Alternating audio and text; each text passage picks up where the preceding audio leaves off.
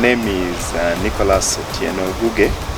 I'm a professor of environmental policy at the Center for Advanced Studies in Environmental Law and Policy, which is in the Faculty of Law at the University of Nairobi. My current portfolio includes research in air pollution, where we are undertaking a long-term measure of air pollution in Nairobi and its impact on child health, as well as impact on general health of Nairobians.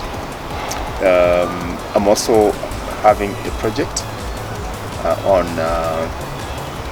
water governance, and the focus of that project is looking at rainwater harvesting as an option, or as an addition to various ways of increasing people's resilience to climate change.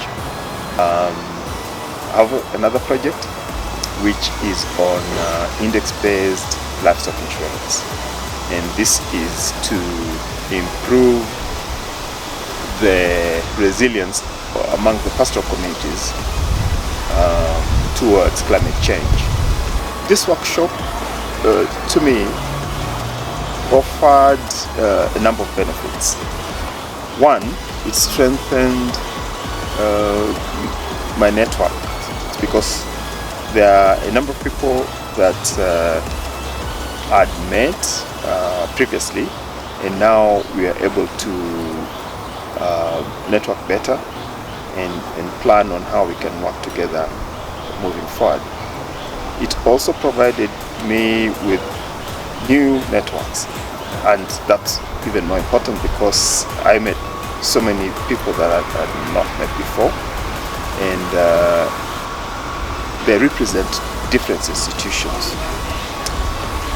Then it also provided opportunity to hear people's experiences in undertaking the co-designing of research and trying to address various challenges.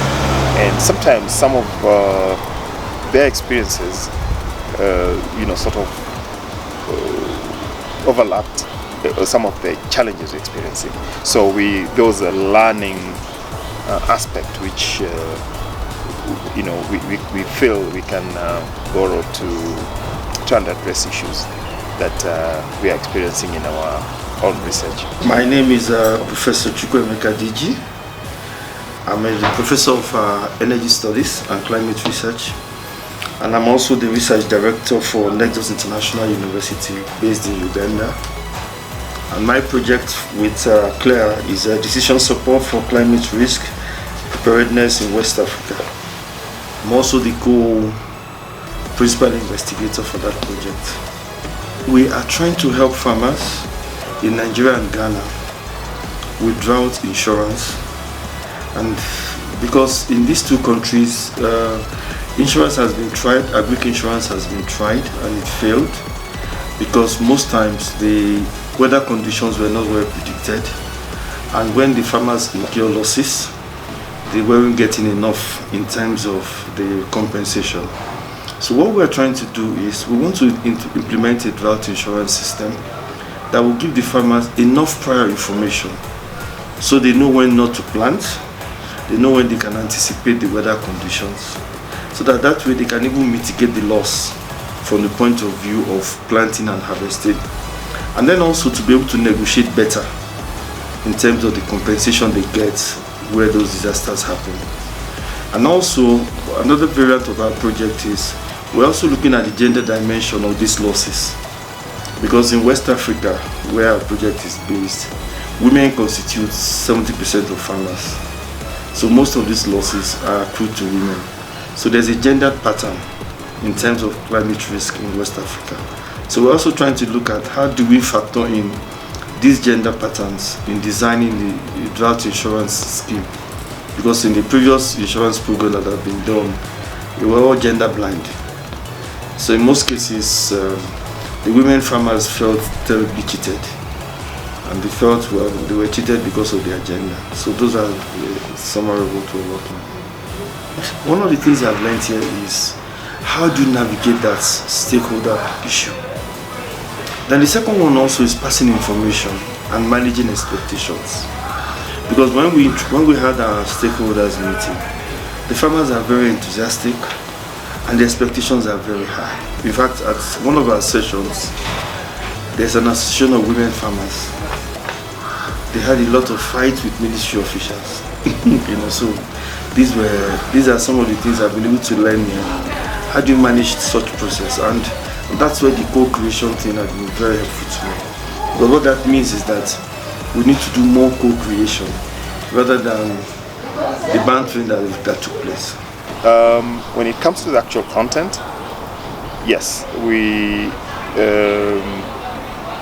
the theory behind knowledge brokering was very informative, and if you look at the spectrum of of the knowledge brokering, then you realize that it encompasses things that we do. It's only that we've never really assigned it to this kind of theory. Now, the content that was provided were very detailed and very informative. And so, as a person who's been in academia for about 40 years, I still had quite a bit of learning to do. So I appreciate the workshop in that respect. And also, the innovation in the workshop facilitation was fantastic. And that was a new experience to me. I've attended many workshops. 40 years in academia is not easy. So I've experienced a lot of workshops, but this was different.